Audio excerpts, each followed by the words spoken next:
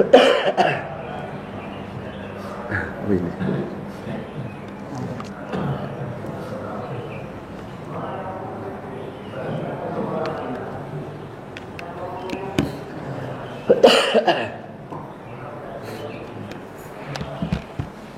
Rijal, bismillah. Dicek ya.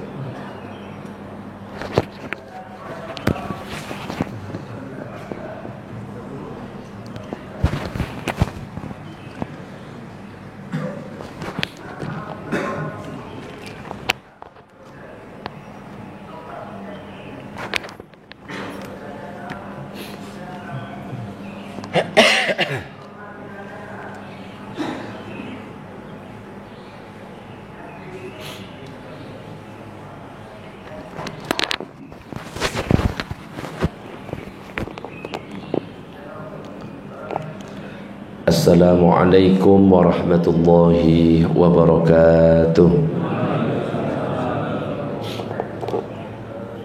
Bismillah walhamdulillah wassalatu wassalamu ala rasulillah Sayyidina Muhammad ibn Abdillah wa ala alihi wa sahbihi wa man walah, la hawla wa la quwata illa billah, amma ba'du. نوينا التعلم والتعليم والتذكر والتذكير والنفع والانتفاع والإفادة والاستفادة والحث على تمسك بكتاب الله وسنة رسوله والدعاء إلى الهدى والدلالة على الخير وابتغاء وجه الله ومرضاته وقربه وثوابه سبحانه وتعالى إلى حضرة النبي المصطفى محمد صلى الله عليه وسلم. الفاتحة. أعوذ بالله من الشيطان الرجيم. بسم الله الرحمن الرحيم. الحمد لله رب العالمين الرحمن الرحيم مالك يوم الدين إياك نعبد وإياك نستعين اهدنا الصراط المستقيم صراط الذين أنعمت عليهم غير المغضوب عليهم ولا الضالين آمين. Para jamaah, Bapak Ibu yang dirahmati oleh Allah, alhamdulillah pada kesempatan pagi ini kita masih diberikan kesehatan oleh Allah, masih diberikan kesempatan untuk bisa melaksanakan sholat subuh dengan cara berjamaah. Mudah-mudahan kita senantiasa diberikan kesehatan dan keistiqomahan oleh Allah, amin ya rabbal alamin. Jamaah yang dirahmati oleh Allah, pembahasan kita pada kesempatan pagi ini adalah tentang fikih solat berjamaah. Dan kalau kita berbicara tentang fikih solat berjamaah, dalam surat Al-Hajj ayat 77 itu disebutkan, ya ayyuhalladzina amanu, hai orang-orang yang beriman, irka'u, rukuklah kalian, wasjudu, sujudlah kalian, wa'budu rabbakum, sembahlah Tuhan kalian, waf'alul khaira, dan berbuatlah kebajikan, la'allakum tuflihun, agar kalian mendapatkan kemenangan. Jadi dari ayat ini ada isyarat yang dipakai itu bukan cuma satu orang yang diperintah, tapi yang diperintah itu kalian, artinya lebih dari satu atau banyak. Rukuklah kalian, artinya kita disuruh rukuk dengan orang-orang yang rukuk. Sujudlah kalian, artinya kita diperintah untuk sujud dengan orang-orang yang sujud. Sembahlah Tuhan kalian, artinya apa? Kita disuruh untuk menyembah bareng-bareng. Berbuat baik disuruh juga untuk bareng-bareng. Ada isyarat di sini bahwa ketika kita melakukan kebaikan, ayo lakukan bareng-bareng, alias dengan cara berjamaah, termasuk ketika rukuk, termasuk ketika kita sujud. Allahumma shalli ala sayyidina Muhammad. Dalam sebuah hadis yang panjang diceritakan, atan nabiyya sallallahu alaihi wasallam rajulun a'ma. Suatu ketika ada seorang buta datang kepada baginda Nabi Muhammad sallallahu alaihi wasallam. Faqala, kemudian dia, orang buta itu berkata, ya Rasulullah, innahu laisa liqaidun yakuduni ilal masjid. Wahai Rasulullah, Aku tidak mempunyai seorang yang menuntunku ke masjid. Dalam riwayat yang lain bahwa di perjalanan itu banyak binatang buas. Jadi curhat orang yang buta ini bahwa dia tidak ada yang menuntun untuk berangkat ke masjid. Fasa'ala Rasulullah sallallahu alaihi wasallam ayyurakhkhisa lahu fayusalli fi baitihi farakhkhasa lahu. Akhirnya orang buta ini minta keringanan kepada Rasulullah. Ya Rasulullah, saya kan gak ada yang nuntun. Dalam riwayat lain, di jalan itu banyak binatang buasnya. Saya juga buta, tidak seperti kalian yang bisa melihat dengan normal.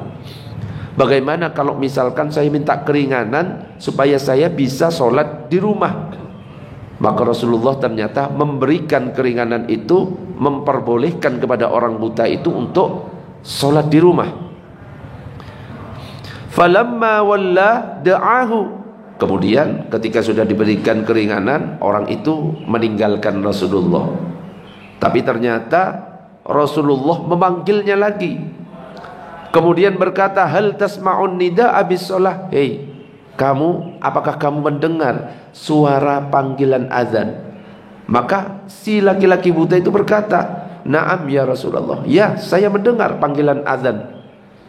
Rasulullah kemudian mengatakan, fa'ajib, kalau kamu mendengar panggilan azan, penuhi. Coba bayangkan, orang buta tidak punya penuntun untuk datang ke masjid.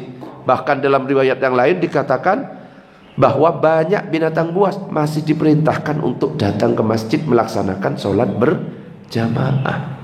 Bandingkan dengan kita, jalan aman, mobil siap, sepeda motor juga siap, penuntun tidak dibutuhkan, mata kita normal. Kira-kira lebih utama kita atau yang buta?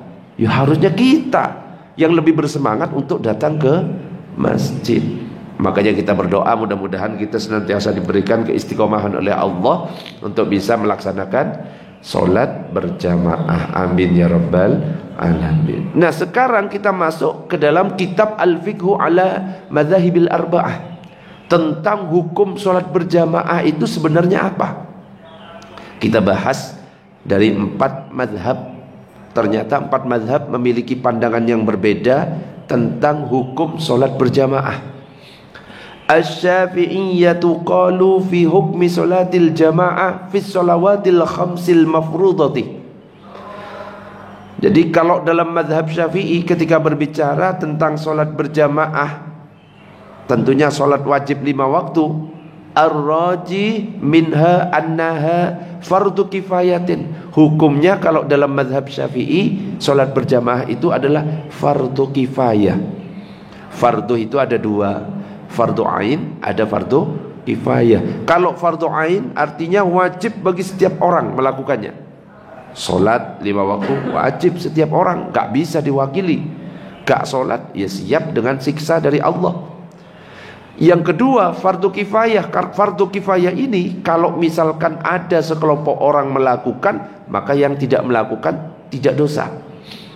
Nah, dalam mazhab Syafi'i contohnya adalah sholat berjamaah. Jadi kalau dalam sebuah kampung kok nggak ada yang berjamaah sama sekali, dosa satu kampung. Tapi kalau sudah ada perwakilan, misalkan ada 2, ada 3 sholat berjamaah, maka ya nggak dosa, selama dia tetap melaksanakan sholat wajibnya.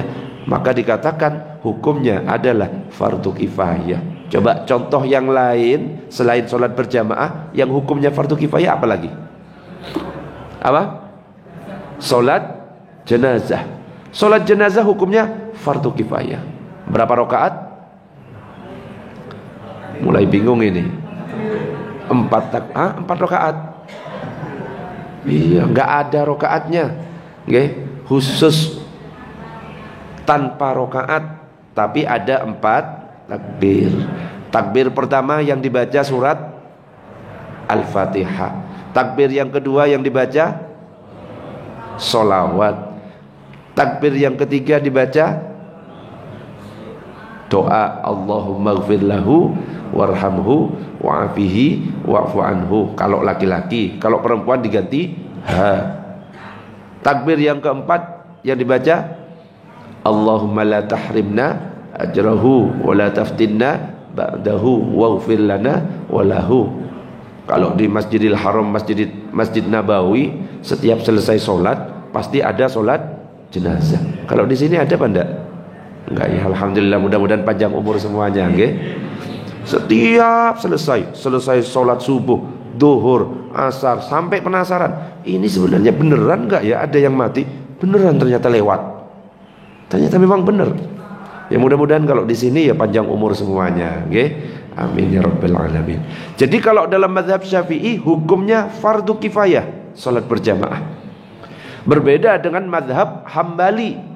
Mazhab Hambali ini Imam Ahmad bin Hambal, muridnya Imam Syafi'i. Meskipun guru dan murid tapi memiliki pendapat yang berbeda. Imam Syafi'i memiliki pendapat kunut subuh sunnah, tapi Imam Ahmad bin Hambal mengatakan kunut subuh tidak sunnah. Yang sunnah itu kunut nazilah, 5 waktu kunut ketika misalkan di suatu tempat terjadi perang, apalagi bencana, musibah dan lain sebagainya. Beda, tetapi tidak mudah menyalahkan. Itu kerennya orang-orang dulu, ya nggak sama kayak kita. Ya, ilmu nggak seberapa, ngajinya cuma Sabtu Minggu. Ya, yang disalahkan ulama-ulama besar. Nah, jangan sampai terjadi yang seperti itu. Harusnya kita menghormati. Bisa jadi ketika kita melihat suatu amalan yang tidak kita ketahui, bukan amalannya yang salah, cuma ilmu kita yang belum nyampe. Karena ilmunya masih sedikit. Kita contoh misalkan Syekh Sudais. Syekh Sudais kalau ngimami di Masjidil Haram, bismillahnya tidak dikencengkan. Bismillahirrahmanirrahim. Alhamdulillahi rabbil alamin. Gitu kan? Bismillahnya gak dikencengkan. Kenapa? Karena cenderung kepada mazhab Hambali. Tapi pernah suatu ketika ngimami di Masjid Istiqlal, pernah lihat YouTube-nya? Ternyata Bismillahnya dikencengkan. Bismillahirrahmanirrahim. Kenapa? Syekh Sudais ngerti. Karena di Indonesia mayoritas mazhab Syafi'i menghormati orang-orang yang bermazhab Syafi'i, dikencengkan bismillahnya. Itu Syekh Sudais, berarti itu nunjukkan kealiman ilmunya. Syekh Sudais ini dulu waktu kecil nakal. Suatu ketika diceritakan ibunya lagi buat makanan, debu ditabur-tabur. Kira-kira marah enggak kalau misalkan kita yang digitukan? Tapi marahnya orang tua itu gak sama kayak kita. Dasar anaknya iki. Waduh ya, sampai nama-nama binatang di kebun binatang disebutkan kalau kita. Loh, kalau ibunya Syekh Sudais itu marahnya beda. Idhab anta ila Masjidil Haram kun imaman hunak. Pergi kamu dari sini, pergi ke Masjidil Haram, jadi imam di sana. Jadi beneran sampai sekarang. Jadi doa ya. Kalau marah kepada anak, isikan dengan doa marahnya. Seperti yang dilakukan ibunya Syekh Sudais, marah diusir pergi ke Masjidil Haram, disuruh jadi imam. Beneran setelah besar jadi imam. Allahumma shalli ala sayyidina Muhammad. Nah, kalau Imam Ahmad bin Hambal dikatakan innaha fardu ainin wa huwa madhab Ahmad. Hukumnya solat berjamaah adalah fardu ain. Artinya apa? Kalau kita tidak melaksanakan solat berjamaah, maka hukumnya berdosa. Solat sendirian di rumah sah, tapi dosa. Kenapa? Meninggalkan yang fardu ain. Jadi kalau nggak ada uzur, wajib solat berjamaah. Wajib. Berat enggak kira-kira kalau misalkan kita pakai pendapat yang ini? Berat atau tidak? Berbeda dengan mazhab yang lainnya. Al-Malikiyatu qalu fi hukmil jama'ati fi salawatil khamsi qaulani, fa ammal awal fa huwa annaha sunnatun muakkadah wa amma tsani fa huwa annahu fardu kifayatin. Kalau dalam mazhab Maliki ada dua. Ada yang mengatakan sunnah muakkadah, ada yang mengatakan fardu kifayah. Begitu juga di mazhab Hanafi dikatakan al-Hanafiyatu qalu salatul jama'ati fi shalawatil khamsil mafrudati sunnatu ainin muakkadah. Sunnah ain yang muakkadah. Jadi kesimpulannya ini. Kalau mazhab Hanafi mengatakan sunnah ain muakkadah. Namun menurut ulama Hanafiyah sunnah ain muakkadah itu sama dengan wajib, karena bagi yang meninggalkan juga berdosa, tapi dosanya sedikit. Kalau mazhab Maliki mengatakan sunnah muakkadah, ada yang fardu kifayah. Mazhab Syafi'i mengatakan fardu kifayah.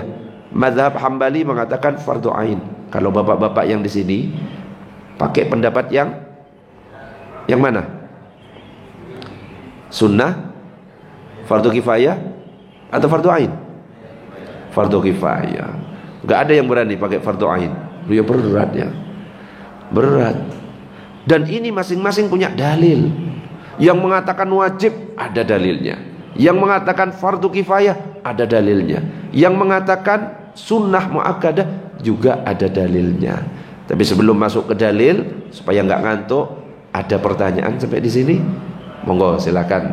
Jika ada pertanyaan, disilahkan. Monggo. Langsung melihat ke Pak Ali ya. Memang langganan berarti ya.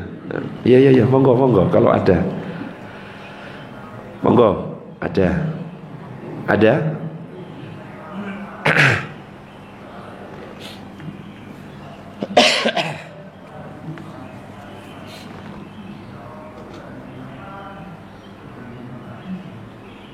Jadi? Oh enggak jadi. Kadung tak tungguin. Sudah? Ibu-ibu enggak ada? Bapak-bapak? Ada? Oh itu ada. Monggo digeser mic-nya.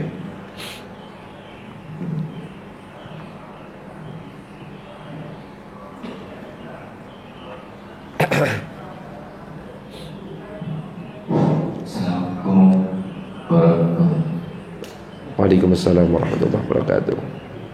Ketika saya mau masuk ke masjid, mau sholat, orang sholat sunat, lalu saya tidak tahu dia itu sholat sunat atau sholat wajib.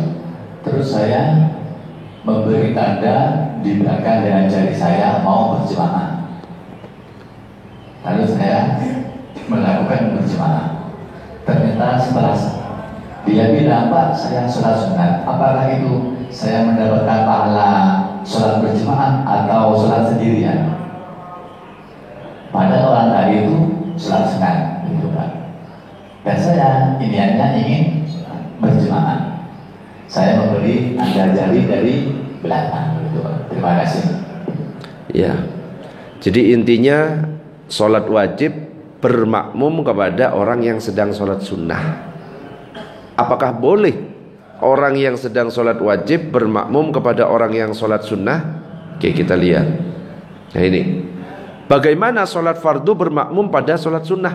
Makmum yang hendak sholat fardu kepada imam yang sholat sunnah adalah boleh. Dan ini dikemukakan oleh para imam seperti Asy-Syafi'i, Al-Auza'i, dan Ahmad. Sementara dari kalangan tabi'in yang berpendapat demikian adalah Atha dan Taus. Wa qala Asy-Syafi'i wal Auza'i wa Ahmad salatul muftarid. Orang yang salat fardu khalfal mutanaffil, di belakang orang yang salat sunnah, jaizatun, boleh. Jadi boleh, jangan ditolak. Kita lagi salat sunnah ba'diyah, kemudian ada orang datang kok nepuk, enggak, biarkan ngikut. Tapi disesuaikan dengan sholat kita. Kalau kita sholat ba'diyah, berarti ya nggak usah dijaharkan. Ya, ba'diyah Isya, tuh ada yang nepuk di belakang itu sholat Isya. Bismillahirrahmanirrahim, nggak usah. Karena kita sholat sunnah, lakukan seperti biasa. Biarkan yang di belakang kita tetap ngikut sampai selesai. Berarti boleh? Boleh. Dalilnya adalah ini. Ada lagi pertanyaan yang lain? Monggo. Monggo silakan. Assalamualaikum warahmatullahi wabarakatuh. Waalaikumsalam warahmatullahi wabarakatuh. Mohon izin bertanya Ustaz. Tadi kan dijelaskan mengenai hukum-hukum sholat berjamaah, ada yang fardu kifayah, ada yang sunnah muakkad. Nah, saya pernah membaca hadis yaitu dari Ibnu Abbas radhiyallahu anhu bahwa Rasulullah SAW bersabda, barang siapa yang mendengar azan tapi tidak mendatanginya, maka tidak ada lagi sekutunya kecuali ada uzur. Nah, uzur itu yang kecuali apa? Ada uzur. Uzur, ya. Nah, uzurnya itu kira-kira yang kita tidak mendatangi sholat bersama itu apa misalnya uzur-uzurnya? Apa uzur-uzur yang membolehkan kita tidak berjamaah? Banyak uzur-uzurnya. Bahkan hadisnya itu tidak hanya itu, banyak. La solata li jaril masjid illa fil masjid. Tidak ada solat bagi orang yang rumahnya dekat dengan masjid kecuali di masjid.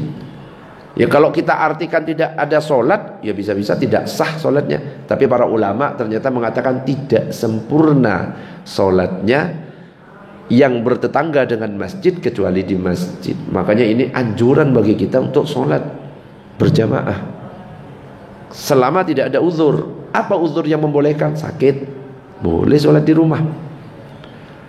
Musafir, boleh solat di rumah. Apalagi kira-kira? Hujan deras, boleh sholat di apa? Panas, ya naik mobil Pak Ali, lah mesti payungan ya iso. Apa lagi? Apa kira-kira? Di antaranya itu contohnya, ya sakit. Apalagi tadi musafir. Apalagi budak. Ya, kalau kita merasa budak, nggak wajib sholat berjamaah. Wanita nggak wajib sholat berjamaah. Justru kalau wanita itu afdolnya sholat di rumah. Ibu-ibu lapor di sini. Terus dibilangi, afdolnya bu sholat jamaah untuk ibu-ibu. Untuk ibu-ibu sholat itu yang afdol di rumah apa di masjid? Ya ngapain di sini? Hah? Oh gitu lah, maksudnya iyalah ya itu. Nek ngomong sama ras terkuat di dunia yang ngono, ustadz ya kalah. Paling afdol untuk ibu-ibu sholat di rumah. Tapi kalau misalkan ada istri kita kok izin pengen datang ke masjid, boleh atau tidak? Boleh, selama tidak menimbulkan fitnah. Mulai dari berangkat sudah menutup aurat. Mulai dari berangkat gak pakai wangi-wangian. Wangi-wangian boleh cuma untuk menghilangkan bau badan, ya. Bukan 1 kilo sudah kecium bau melati, ya, bau menyan, enggak. Jadi sudah tertutup auratnya dan tidak menimbulkan fitnah. Tetapi kalau misalkan kok ada gadis cantik, kalau setiap dia lewat orang-orang tuh ngelirik, disuit-suitin, nah, itu lebih baik sholatnya di rumah. Bahkan yang paling afdol, tambah semakin dalam rumahnya itu justru paling afdol. Jadi orang yang sholat di ruang tamu lebih afdol dari orang yang sholat di halaman rumah. Orang yang sholat di kamar lebih afdol daripada orang yang sholat di ruang tamu untuk ibu-ibu. Orang yang sholat di misalkan ada kamar lagi, ya, sampai kecil-kecil peti kecil, ya, itu justru yang paling afdol. Kalau seandainya menimbulkan fitnah. Tapi insya Allah ibu-ibu yang di sini karena sudah aman dari fitnah, ibu, jadi nggak apa-apa. Itu khusus yang menimbulkan fitnah. Tapi kalau sudah expired, usia 80, afdolnya di masjid, wis gak fasih bacaannya, wis manut imam aja, ya. Itu khusus yang tidak expired, gitu. Allahumma shalli ala sayyidina Muhammad. Ada pertanyaan yang lain? Monggo, silakan mic lagi digeser. Khusus untuk laki-laki ini, Ustaz, berkaitan dengan sholat sendirian. Ini di surat Az-Zumar, Ustaz, 73. Surat apa? Surat Az-Zumar 73. Az-Zumar. Saya bacakan terjemahannya, Pak. Dan orang-orang yang bertakwa kepada Tuhan dibawa ke dalam surga berombongan pula. Sehingga apabila mereka sampai ke surga itu, sedang pintu telah terbuka dan bertakwalah kepada mereka, menjaga kesejahteraan dilimpahkan atasmu berbagai kamu, maka masuklah surga ini, sedang kamu kekal di dalamnya. Yang saya tanyakan, apakah termasuk orang yang sholat sendirian khusus laki-laki rombongan ini, Ustaz?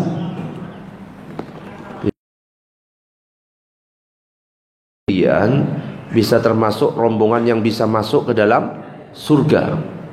Bapak pernah sholat berjamaah? Pernah. Sholat sendirian? Pernah. Lebih banyak mana antara sholat sendiri sama sholat berjamaah, Pak? Jamaah. Kira-kira kalau menurut Bapak, orang yang sholat sendiri masuk enggak ke rombongan orang yang masuk surga? Oh, ini nanya tak? Ya boleh. Apakah termasuk orang yang sholat sendiri laki-laki? Jadi Kita masuk rombongan. ya, jadi apakah orang yang sholat sendirian masih bisa masuk ke dalam surga? Bisa enggak? Bisa. Mazhab apa tadi satunya? Maliki. Kalau mazhab Maliki hukumnya apa? Sunnah muakkadah. Artinya apa? Kalau dilakukan di berjamaah sah, afdol. Kalau dilakukan di rumah tetap sah, diterima. Yang penting sesuai syarat dan rukunnya. Kalau kita pakai mazhab Hambali tapi beda. Kalau mazhab Hambali sah sholat sendirian di rumah tapi berdosa karena tidak melakukan secara berjamaah. Tergantung pendapat mana. Tapi insya Allah selama masih sholat, tetap insya Allah tetap jaminan masuk surganya ada. Apalagi dia adalah orang yang bersyahadat, tetap insya Allah meskipun saya mampir ribuan tahun di neraka, tetap pada akhirnya tetap masuk ke dalam surga. Apalagi jawaban-jawaban kubur itu ada semuanya dalam sholat. Marrabbuka, siapa Tuhanmu? Kalau sholat kita biasanya sering mengucapkan takbir, Allahu Akbar, Allahu Akbar, Sami'allahu liman hamidah. Lafaz Allah diucapkan terbiasa selama di dunia. Saat dikubur ketika ditanya siapa Tuhanmu, otomatis ngomong Allahu Rabbi. Wa man nabiyuka, siapa nabimu? Ada jawabannya di dalam sholat. Ketika kita sholat ada kalimat asyhadu an la ilaha illallah wa asyhadu anna Muhammadar Rasulullah. Muhammad disebut. Otomatis kalau sudah terbiasa di dunia, Muhammadun Nabi. Wa ma kitabuka, apa kitabmu? Apa kitabnya? Al-Quran kitabi. Lah ketika sholat baca Al-Fatihah, Quran itu, surat-surat pendek, Quran itu. Wa man ikhwatuka, siapa saudaramu? Lah kita ngumpul di sini sholat berjamaah bareng saudara muslim, akan jawab saudara muslim dan muslimah adalah saudaraku dan lain-lainnya. Insyaallah tetap masuk ke surga. Nggih Pak nggih? Amin. Ada lagi pertanyaan? Monggo. Boleh. Surat Yasin 65 Ustaz. Surat Yasin. Mungkin berdoa apa Ustaz? Al-yawma nahdimu ala afwahihim wa nukallimu aydihim wa tashhadu arjuluhum bima kanu yaksibun. Pada hari ini kami tutup mulut mereka dan berkatalah kepada kami tangan mereka dan memberi kesaksian kaki mereka terhadap apa yang dahulu mereka usahakan. Yang saya tanyakan Ustaz, ini disiksa di alam dunia apa di akhirat Ustaz? Coba dibaca lagi. Ditutup apa? Pada hari ini kami tutup mulut mereka dan berkatalah kepada kami tangan mereka dan memberi kesaksian kaki mereka terhadap apa yang dahulu mereka usahakan. Yang saya tanyakan, ini kan mestinya penyiksaan di dunia apa di akhirat? Ya. Apakah itu penyiksaan dunia atau akhirat? Kalau di dunia kan nggak ada kan? Sampai sekarang ada nggak yang ditutup? Yang ditutup mulutnya nggak ada kan? Berarti otomatis penyiksaan di mana itu? Kalau nanti nggak di alam barzah, juga di alam akhirat, itu yang akan ditanya. Nek nggak percaya, coba nanti bapak nyoba ke alam barzah, testimoni. Iya bener Ustaz ternyata bisa. Ya, tapi nggak usah. Ya, yang penting ceritanya jelas dari ulama. Itu nanti di alam akhirat, baik alam barzah ataupun nanti di setelah alam barzah itu akan ditanya. Pertanyaannya ya nggak bisa dijawab dengan mulut. Amal kita nanti yang akan jawab. Makanya ketika seseorang itu meninggal, ya nggak sembarangan. Meskipun pertanyaan kubur sudah bocor, ya kita tahu jawabannya. Siapa Tuhanmu? Allah. Siapa nabimu? Muhammad. Apa kitabmu? Quran. Siapa saudaramu? Muslim muslimah. Apa kiblatmu? Ka'bah. Bisa, tapi belum tentu nanti di akhirat, karena ditutup mulut kita itu. Yang akan jawab apa? Tangan-tangan kita, kaki-kaki kita yang akan bersaksi. Oh, tangan kita dipakai untuk bertakbir, dipakai untuk bertasbih, jawab semuanya itu jadi saksi. Kaki-kaki kita dipakai untuk jalan ke masjid, untuk sholat berjamaah, jawab nanti jadi saksi. Makanya kalau bisa, kalau kita sholat sunnah, ya, supaya nanti tempat-tempat yang kita jadikan sholat itu bersaksi, pindah tempat, itu salah satu sunnah. Sholat wajibnya di sini. Biasanya kita lihat ketika sholat sunnah pindah. Itu supaya apa? Nanti yang jadi saksi banyak. Sini, sini, sini, sini, sini. Perbanyak, ya. Gitu. Bisa dipahami? Ada lagi pertanyaan? Monggo.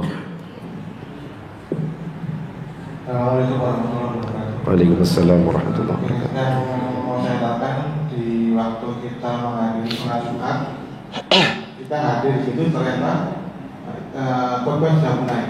Yang sunnah itu kita duduk dengan khotbah atau kita sholat sunnah. Terima kasih. Oke. Ketika kita datang saat khutbah sedang berlangsung, apa yang kita lakukan? Langsung duduk atau apa? Atau sholat sunnah? Kalau Bapak biasanya melakukan yang mana?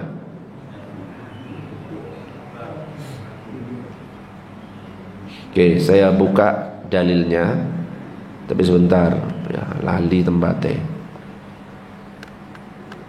Agak lupa tempatnya. Biar langsung jelas. Nah, ini.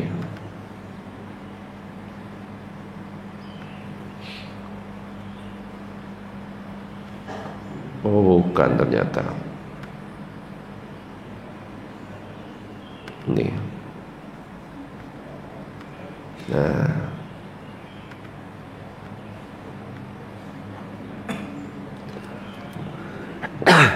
Hadis yang diriwayatkan oleh Sunan Ibnu Majah. Wa an Abi Hurairah radhiyallahu anhu qala jaa Sulaik al-Ghatafani wa Rasulullah sallallahu alaihi wasallam yakhutubu. Dari Abu Hurairah, beliau berkata, Sulaik al-Ghatafani datang ke masjid sedangkan Rasulullah sallallahu alaihi wasallam sedang khutbah. Faqala lahu an-nabiy sallallahu alaihi wasallam asallaita rak'ataini qabla an taji'a. Jadi Sulaik al-Ghatafani ini duduk langsung ketika khutbah Jumat. Ditanya, "Hei Sulaik al-Ghatafani, kamu sudah sholat enggak tadi sebelum datang ke sini?" Itu kira-kira yang dilakukan tahiyatul masjid apa qobliyah kalau seperti itu? Apakah kamu sudah melakukan sholat 2 rakaat tadi sebelum datang ke sini? Berarti di rumah. Yang bisa dilakukan di rumah apa? Tahiyatul masjid apa qobliyah? Qobliyah. Ternyata apa? Jawabannya la, belum. Maka Rasulullah mengatakan fasalli raka'ataini wa tajawwaz fihima. Salat 2 rakaat tapi yang ringan-ringan saja, jangan terlalu panjang. Nggih? Artinya apa? Khutbah sedang berlangsung, kita masuk langsung salat. Allahu akbar. Loh Ustaz, salat itu kan sunnah. Khutbah kan wajib. Kan harusnya yang wajib didulukan. Bukan itu. Kita harus ngikuti apa yang disuruh Rasulullah sallallahu alaihi wasallam. Rasulullah memerintahkan seperti itu, manut sami'na wa ata'na. Berarti apa? Lakukan salat 2 rakaat yang ringkas-ringkas, jangan terlalu panjang. Okay? Yang rukun-rukun saja. Kalau perlu Fatihah, gak usah surat pendek, langsung rukuk sekali baca, sujud sekali baca. Yang penting masuk syarat dan rukunnya. Faham? Jangan panjang-panjang. Rakaat pertama amma yatasaalun. Ya, rakaat kedua apa? An-Naba sama apa lagi? An-Nazi'at. Wes, salam-salam selesai salat Jumatnya, oke? Macam panjang-panjang. Yang penting ringkas. Ada pertanyaan yang lagi? Yang lain? Monggo kalau ada pertanyaan. Kalau enggak ada lanjut dulu. Allahumma shalli ala sayyidina Muhammad.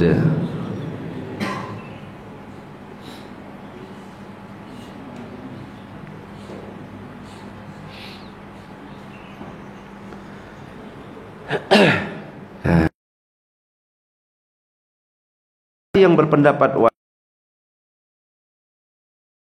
ibadah masing-masing memiliki dalil. yang berdalil bahwa solat fardu berjamaah itu sunnah muakkadah, salah satu dalilnya ini.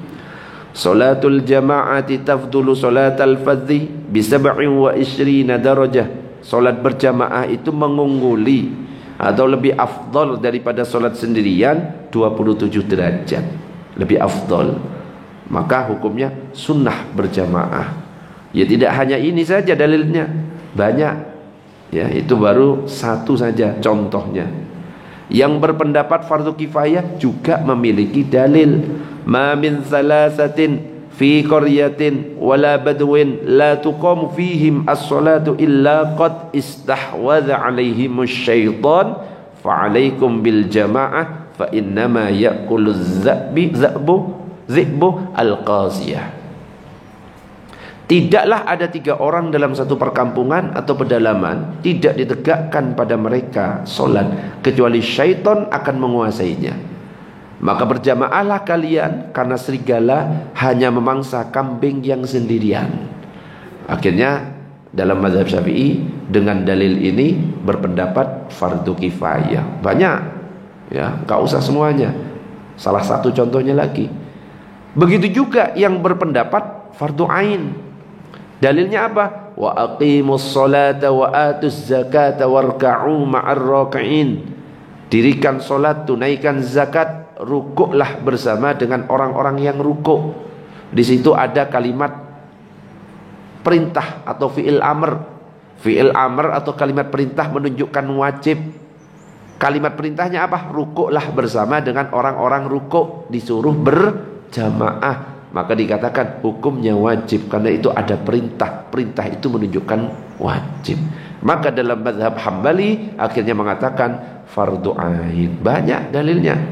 Ada lagi yang mengatakan demi zat yang jiwaku ada di tangannya, sungguh aku bertekad meminta dikumpulkan kayu bakar, lalu dikeringkan agar mudah dijadikan kayu bakar. Kemudian aku perintahkan solat, lalu ada yang berazan. Kemudian aku perintahkan seorang untuk mengimami solat. Aku tidak berjamaah untuk menemui orang-orang laki-laki yang enggak berjamaah, akan kubakar rumahnya. Rasulullah sampai ingin membakar rumah orang yang enggak mau berjamaah. Maka disimpulkan fardu ain berarti.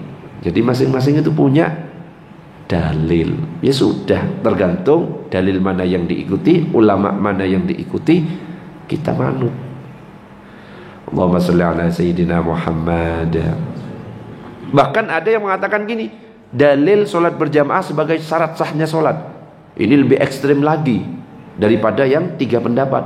Kalau nggak solat berjamaah, nggak sah solatnya. Sampai ada yang mengatakan gitu. Yang tadi seperti yang disampaikan, ya benar dah. Man sami'an nida falam ya'tihi fala salata lahu illa min uzrin. Barang siapa yang mendengar azan lalu tidak datang, maka tidak ada solat baginya kecuali karena uzur. Gak sah solatnya, gak ada solat. Jadi dimaknai gak sah. Oh, banyak ternyata dalil-dalilnya. Dan itu semuanya dipakai oleh para ulama. Nah, lalu orang-orang yang disyariatkan untuk menjalankan sholat 5 waktu secara berjamaah itu siapa saja? 1, muslim laki-laki. Artinya wanita tidak wajib. Secara kesepakatan ulama ini nggak wajib. Tapi kalau mau sholat berjamaah boleh, dengan syarat dan ketentuan harus dipenuhi. Kalau laki-laki tetap disyariatkan, dianjurkan. Mau pakai yang sunnah, mau pakai yang fardu kifayah, mau yang fardu ain, dianjurkan, disyariatkan. Yang kedua, sholat berjamaah hanya sunnah bagi wanita. Itu pun bila aman dari fitnah, serta ada jaminan terjaganya adab-adab mereka untuk pergi ke masjid. Pergi ke masjid wis gak pakai jilbab, lebih baik di rumah. Jadi kalau wanita mau keluar rumah itu harus izin. Kalau misalkan punya suami harus izin suami. Kalau belum punya suami, masih ada bapak, izin bapak. Ustadz, bapak nggak ono, ibu nggak ono, suami nggak ada, boleh nggak Ustadz saya izin ke suami tetangga? Nggak usah aneh-aneh. Ya, rumusnya cuma tadi itu. Ya, malah aneh-aneh. Ya. Yang ketiga, merdeka, sedangkan budak tidak diwajibkan untuk sholat berjamaah. Yang keempat, orang yang tidak punya halangan atau uzur syar'i, sakit dan lain sebagainya. Dan yang kelima, hanya untuk sholat fardu yang 5 waktu.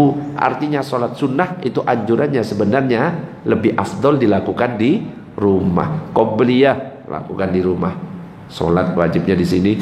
Ba'diyah lakukan di rumah. Tapi terkadang kalau melakukan di rumah itu sering terganggu anak, ya kan? Terganggu ini, akhirnya banyak yang melakukan sekaligus. Qobliyahnya di masjid, wajibnya di masjid, ba'diyahnya sekaligus di masjid. Ya nggak apa-apa, kan cuma berbicara tentang keafdolan saja. Allahumma shalli ala sayyidina Muhammad. Oke, sebelum dilanjut, ada pertanyaan dulu sampai di sini. Monggo kalau ada. Kalau nggak ada saya lanjut. Ada? Ibu-ibu ada? Bapak-bapak lanjut? Lanjut dulu. Jika makmumnya hanya satu orang lelaki saja, maka makmum bertempat di samping kanan imam, posisinya agak sedikit di belakang imam, tidak sejajar atau tidak terlalu jauh. Kalau berdua, contoh, Rijal berdiri, Mas Bina minta tolong praktekkan yang poin pertama. Kamu imam, berarti sebelah situ, luruskan dengan tumitnya. Tidak lurus, coba lurus. Ini kalau dalam mazhab Syafi'i makruh, karena ketika rukuk sujud nanti ada kemungkinan bisa lebih ke depan. Makanya agak mundur sedikit. Nah, lurus dengan tumit, tidak terlalu ke belakang. Kan ada kan kadang-kadang kejauhan. Coba Mas Bina ke belakang.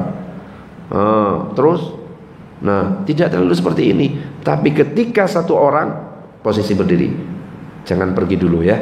Apabila makmumnya berjumlah 2 orang, baik keduanya lelaki dewasa atau anak-anak, atau keduanya anak-anak, maka kedua makmum tersebut bertempat di belakang imam. Minta tolong. Berarti tepat di belakang imam, langsung dua-duanya. Kalau 2 makmumnya. Belum selesai. Apabila sholat berjamaah telah dilaksanakan antara seorang imam dan seorang makmum, kemudian datang satu makmum lagi. Nah sekarang itu posisinya pertama sholatnya berdua, berarti bapaknya belum datang, baru bapaknya datang. Ya, bapaknya datang. Biasanya kalau bapak gimana? Baru datang gimana? Apa yang dilakukan? Gimana? Di situ. Terus habis itu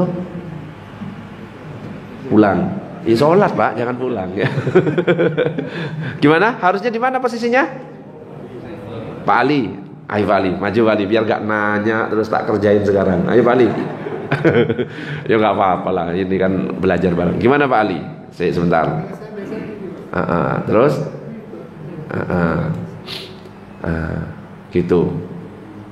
Itu dalilnya dari mana Pak Ali? Ngelihat orang gitu kan? Itu dalilnya adalah melihat orang seperti itu.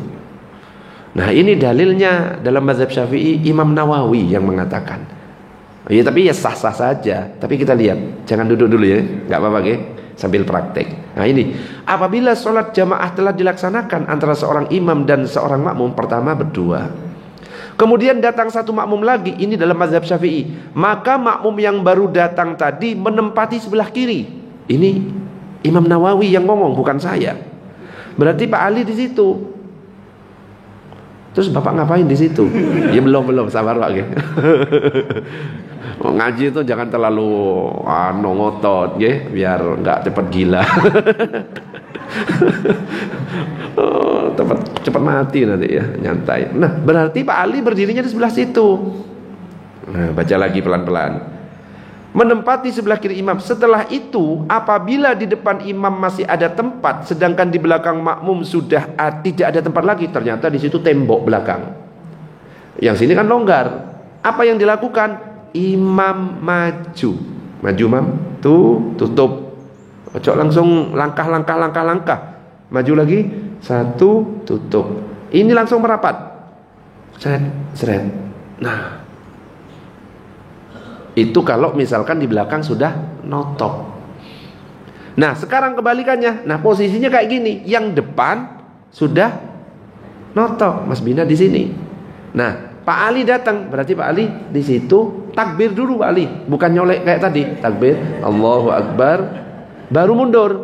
Satu, kayak pas kibraka. Nah, tutup, seret, tutup lagi, sik kurang. Satu, tutup, rapatkan, seret. Jelas? Nah sekarang kalau depannya kosong, belakangnya juga kosong. Coba agak ke belakang berarti. Nah, kebetulan di situ. Nah, kan sama-sama kosong kan? Pak Ali datang. Seret. Imam yang maju apa makmum yang mundur? Makmum yang mundur.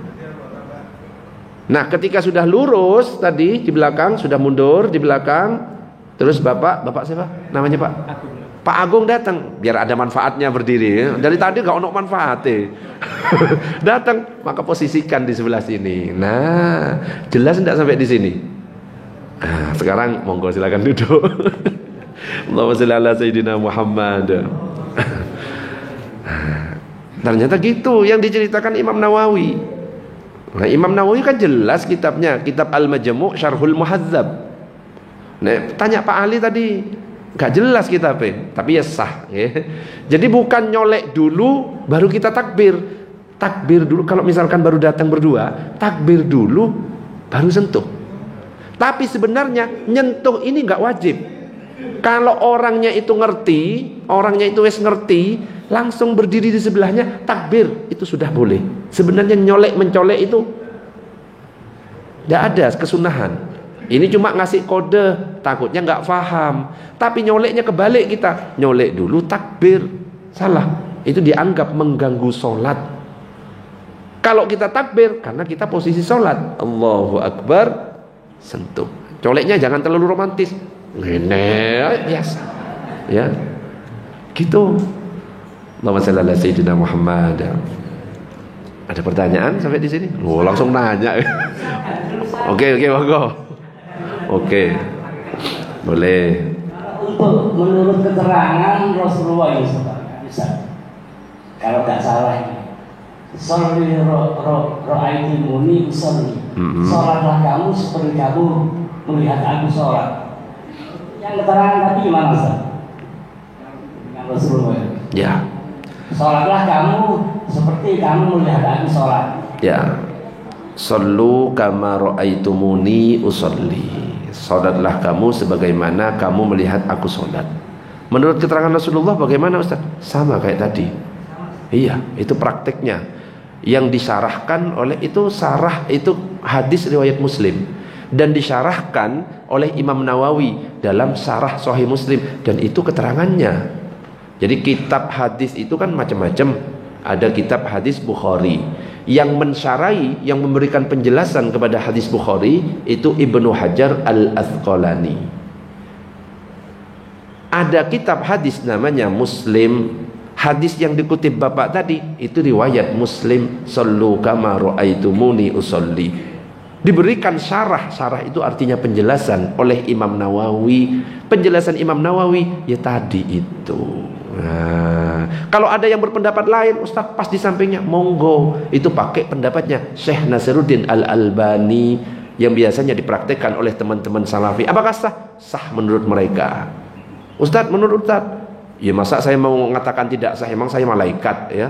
Ya sah ya, gak apa-apa. Kalau saya kan praktekkan dengan apa ulama siapa yang kita ikuti. Bisa dipahami? Ada lagi tadi? Oh Pak Ali. Iki protes tak kerjain atau gimana? Bismillahirrahmanirrahim. Assalamualaikum. Waalaikumsalam warahmatullahi wabarakatuh. Tadi disampaikan kita sedang sholat, kemudian ada yang ikut jamaah di belakang. Itu tadi disampaikan posisinya di sebelah kanan, sedikit ke belakang. Apabila makmumnya kurang paham Ustaz, kayak istilahnya mungkin dia terlalu ke belakang, bolehkah kita sebagai imam mundur? Itu yang pertama. Yang kedua, kalau kita di musola mall itu kan biasanya kan antara laki-laki dan perempuan cuma dibatasi secara tabir aja. Kalau kita posisi sebagai wanita, di depan itu ada orang sedang sholat, kita mau ikut jamaah itu bagaimana caranya? Terima kasih. Ya. Pertanyaan pertama, apa tadi ya? Mesti pertanyaannya wakil soalnya, lupa gitu. Apa kali tadi? Karena tadi kalau samanya yang Oh, boleh mundur ya? Iya. Iya. Nah, misalkan yang berjamaah agak ke belakang karena mungkin kurang paham. Apakah imam boleh mundur? Boleh mundur. Dengan syarat langkahnya tetap diatur. 1 tutup. Ternyata makmumnya ngikut. 1 tutup. Ya kan jarai terus. Nek wis ngikut terus gak jelas, wis menengo ya. Pak Ali wis pancet ya. Yang penting sudah ada usaha untuk mundur untuk menyempurnakan shaf salat ketika berdua. Yang kedua adalah bagaimana kalau misalkan kita lagi sholat di mall. Nah, tadi Pak Ali nanya, jika saya sebagai wanita, nah Pak Ali sebagai wanita ya, nggak tahu Pak Ali pakai rok atau apa, nggak ngerti saya ya. Gimana kalau bisa, kalau cuma berdua-duaan, boleh nggak 2 orang, laki-laki perempuan bukan mahram ya, kan di mall kan kadang-kadang ya nggak kenal, terus berjamaah, boleh banda?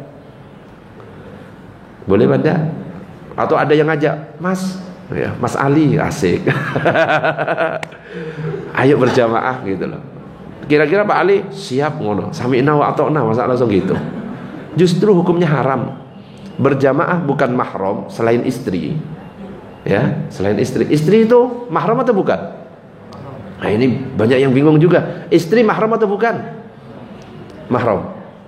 Istri mahram atau bukan? Bu, istri mahram atau bukan? Mahram itu artinya apa? Orang yang haram. Kok halal sih? Orang yang haram dinikahi, itu namanya mahram. Contoh, ibu, bapak, adik, kakak, mahram. Makanya salaman gak batal wudunya, karena haram dinikahi, itu mahram. Istri halal dinikahi apa haram dinikahi? Halal, berarti bukan mahram. Makanya kalau mazhab Syafi'i nyentuh istri batal. Loh Ustaz, kan sudah nikah, qabiltu nikahaha wa tazwijaha bil mahril mazkur. Saya hafal. Biasanya saya kalau jadi pengkhotbah nikah ya, saya biasanya kan disuruh khutbah nikah atau akad nikah, saya biasanya pakai jas cadangan. Kalau misalkan calon laki-lakinya nggak hadir ya, tak pakai jas. Ternyata hadir terus selama saya jadi itu. Kok hadir ya? Padahal wis doa siapa tahu nggak hadir. Jadi sebagai cadangan utama kan maksudnya. Makanya dalam mazhab Syafi'i nyentuh istri, suami istri itu batal. Itu alasannya karena bukan mahram. Ya, kita tidak berbicara mazhab yang lain yang mengatakan tidak batal. Nah, ketika ada orang bukan mahram kok berjamaah, bukan pahala 27 derajat yang didapat, tapi dosa yang didapat. Lebih baik sholat sendiri, karena nggak boleh berkholwat atau berdua-duaan dengan bukan mahram. Lebih baik sholat sendiri. Kecuali kalau misalkan Pak Ali jamaah wanitanya banyak, gak kenal semuanya, gak apa-apa. Kenapa? Karena tidak berdua-duaan. 1. Yang kedua, saya tak pikir nggak ingat wes. Apa Pak Ali yang kedua? Apa tadi? Loh, itu yang kedua. Yang pertama apa? Oh iya, saking kakean nanya ya Pak Ali. Gak apa-apa Pak Ali. Ada lagi pertanyaan? Monggo, silakan. Monggo, silakan, mic-nya digeser.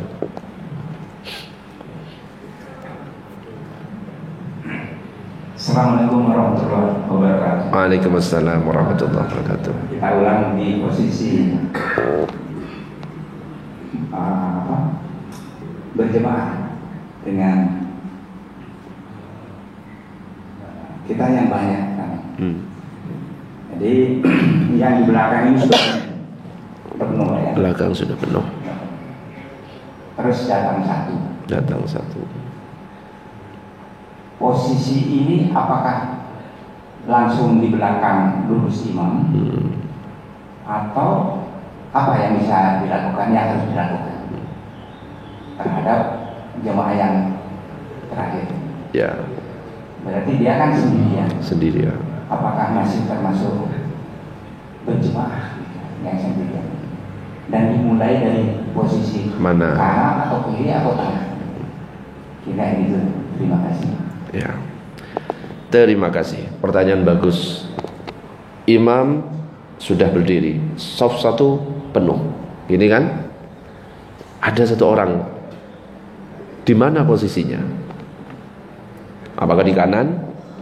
Apakah di kiri? Apakah di tengah? Kita anjurannya memulai dari posisi yang paling dekat dengan imam.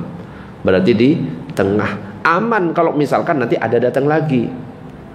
Datang lagi dari tengah ya. Kanan diisi kirinya, kanan kirinya, kanan kirinya, kanan kiri. Jadi posisinya itu terus melebar dari tengah sampai ke samping.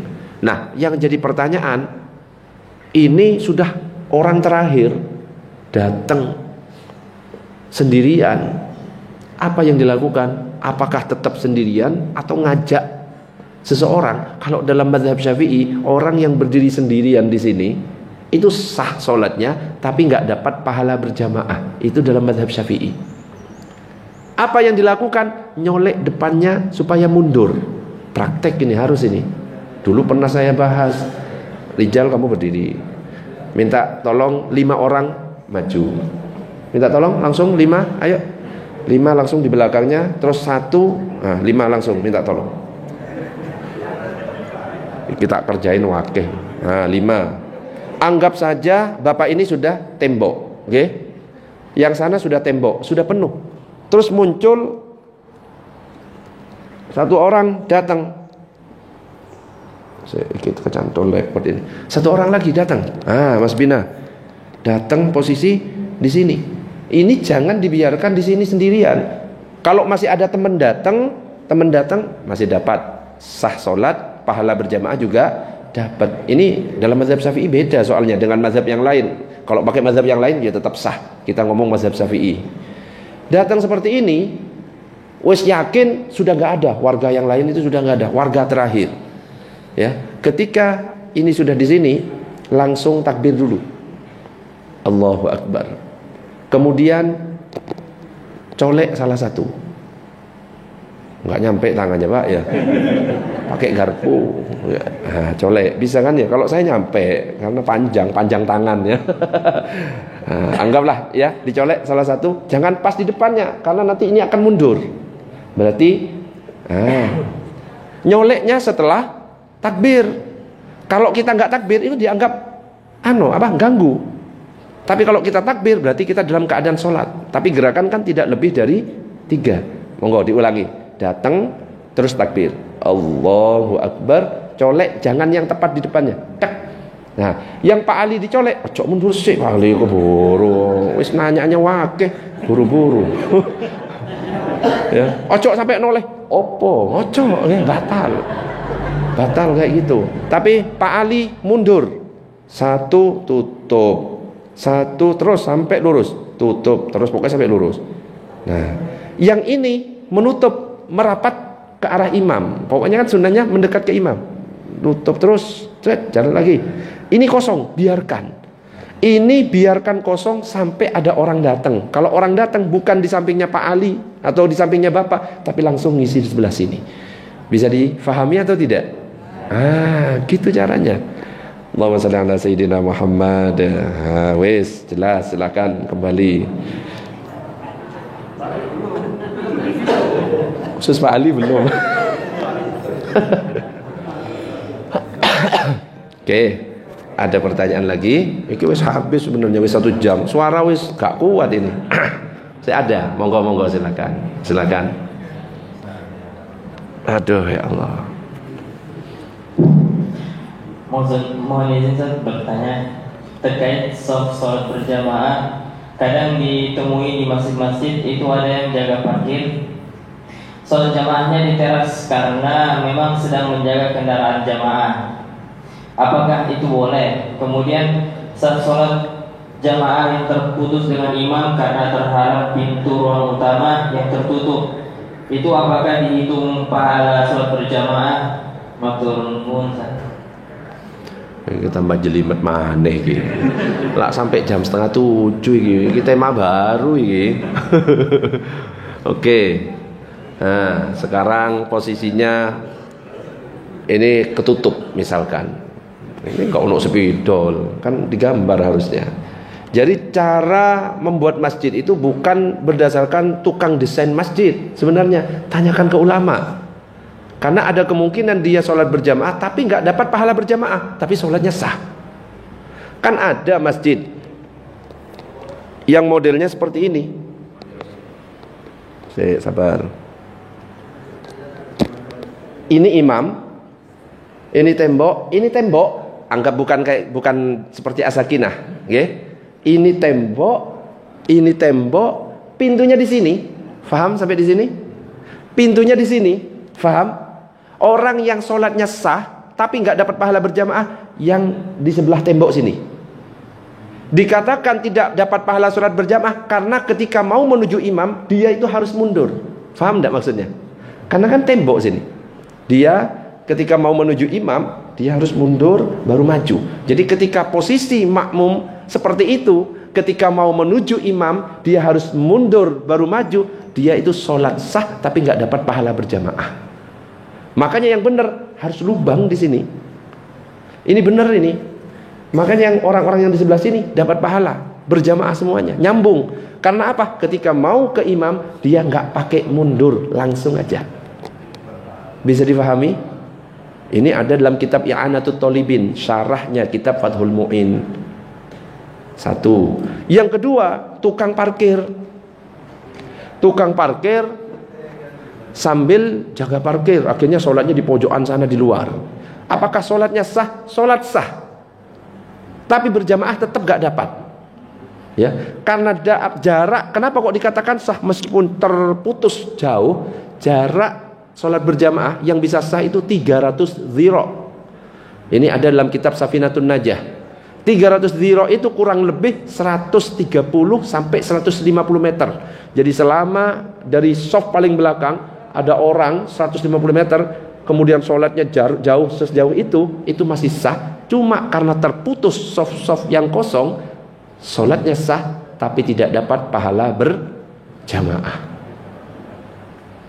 Ya mudah-mudahan karena itu adalah uzur, ya Allah masih mungkin ya memberikan pahala lewat ya pahala yang itu mungkin ya karena jaga punyanya jamaah.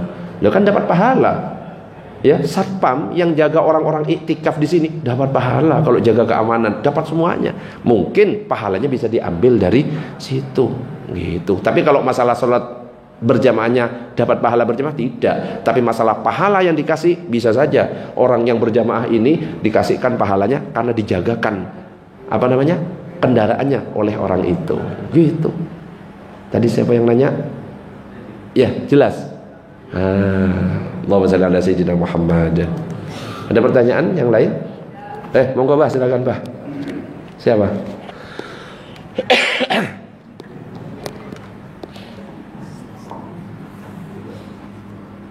Oh, ibu-ibu dulu ya.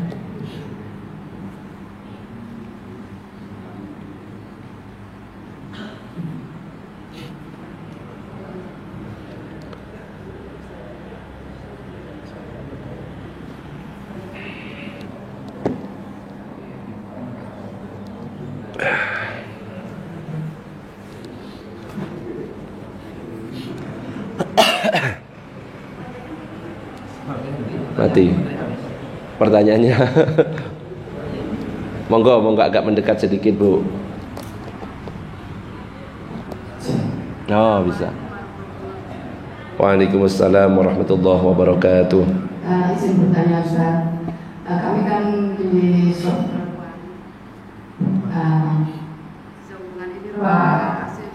jadi kami sholat di sini dengan posisi pintu tertutup.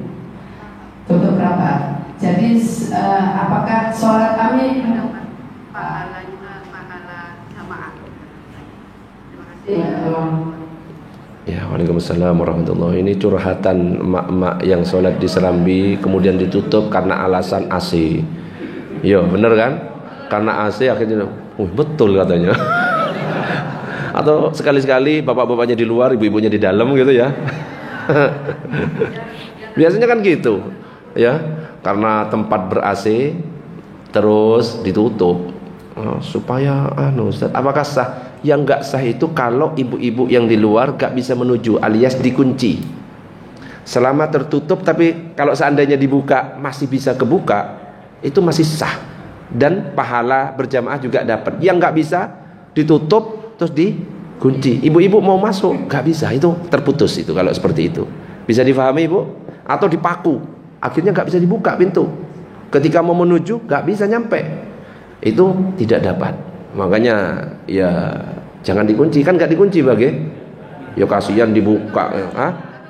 Minggu balong, loh curhat. Saya yang dimarahi. Iki abai.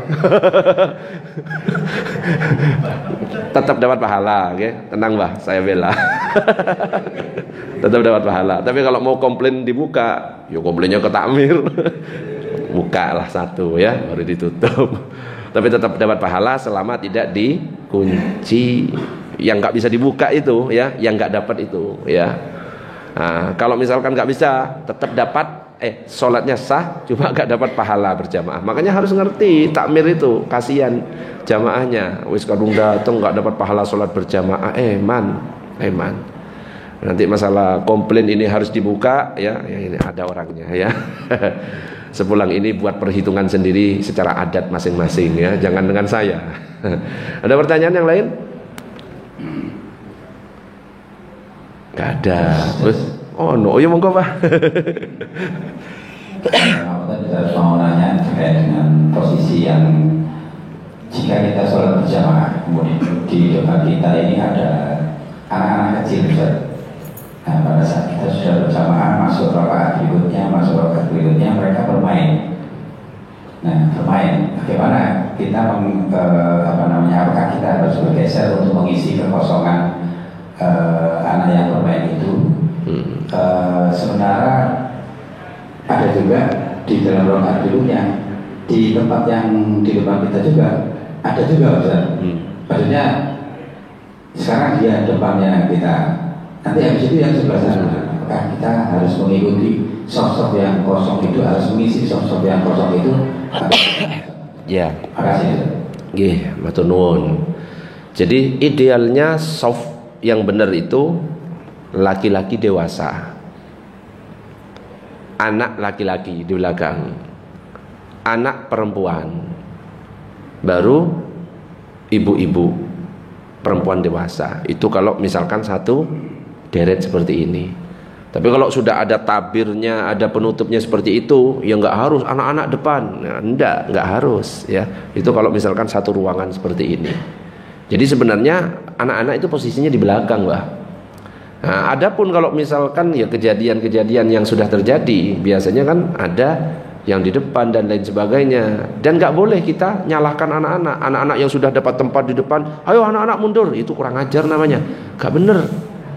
Dia yang datangnya telat, kok malah nyuruh-nyuruh anak-anak. Harusnya kita yang datang awal untuk mengisi yang soft awal. Nah, rumusnya sebenarnya anak boleh diajak ke masjid itu usia tamyiz, usia 7 tahun. Sehingga dia tahu bahwa meninggalkan tempat itu nggak boleh. Yang jadi masalah kan ada orang tua membawa usia 4 tahun sehingga tiba-tiba ngilang ya, lari-lari dan lain sebagainya. Nah, tugasnya jamaah yang membawa anak itu mendampingi. Kalau tahu dia itu membawa anak yang tidak tamyiz, yang masih belum paham, ambil soft paling belakang supaya tidak terjadi yang seperti Abah sampaikan. Nah, kalau terjadi ya tetap kita ngisi. Kalau nggak ngisi, soft di belakangnya nggak dapat pahala berjamaah. Makanya ada perintah sawu sufu fakum fa inna taswiyatas sufufi min tamamis shalah. Softnya diluruskan. Kosong. Misalkan di sini kosong, kebetulan Abah di sini. Maju, Bah. Dek. Kok kosong di sana? Abah pindah lagi. Nggak usah ya, yang belakangnya, oke. Jadi jangan Abah sendirian kosong pindah sana, ibu-ibu kosong pindah ke ibu-ibu, jangan. Yang belakangnya tutup. kosong tutup lagi. Bukan nyamping, tapi yang belakang tepat maju, belakang tepat maju, belakang tepat maju. Tetap diisi. Jangan sampai terputus. Gitu. Gimana? Ada lagi pertanyaan? Sudah, oke? Kayaknya wis kaki sudah keringkingan, ya, mulut sudah kering, ya, suara sudah mulai habis. Astagfirullah. Ya monggo. Monggo, silakan.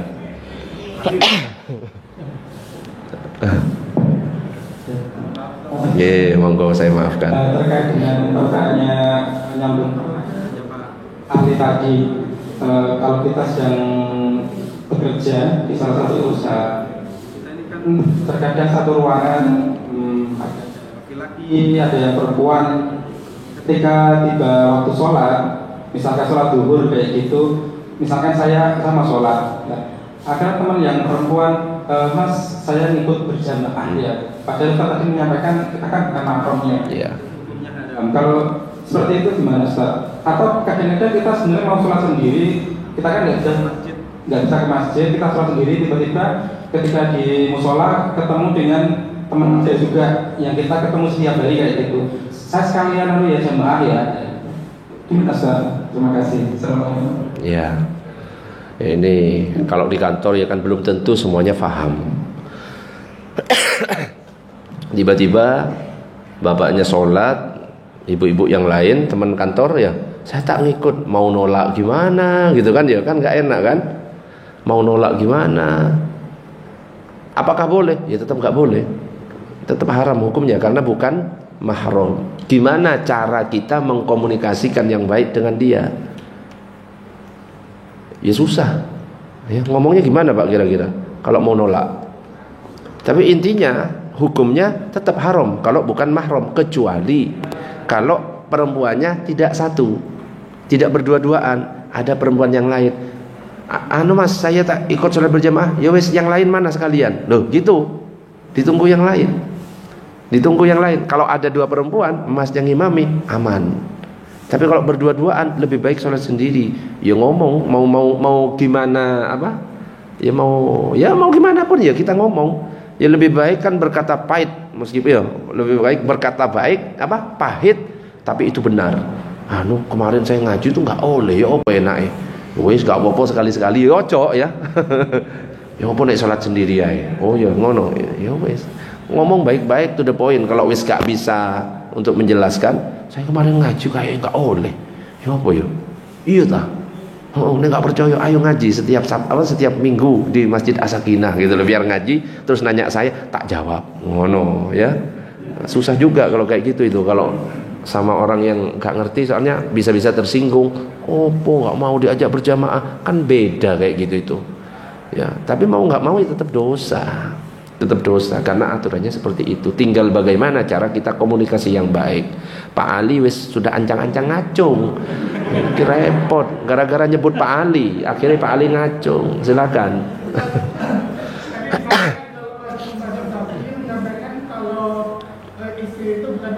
Bukan. Konteks berjamaah. Ya. Ustaz kan bukan mahram. Lah, kalau berjamaah sama istri bukan mahram tapi sudah halal. Sedangkan teman kerja Pak Ali bukan mahram, gak halal. Beda kan? Gitu aja kok repot. Buat masalah ya Pak Ali.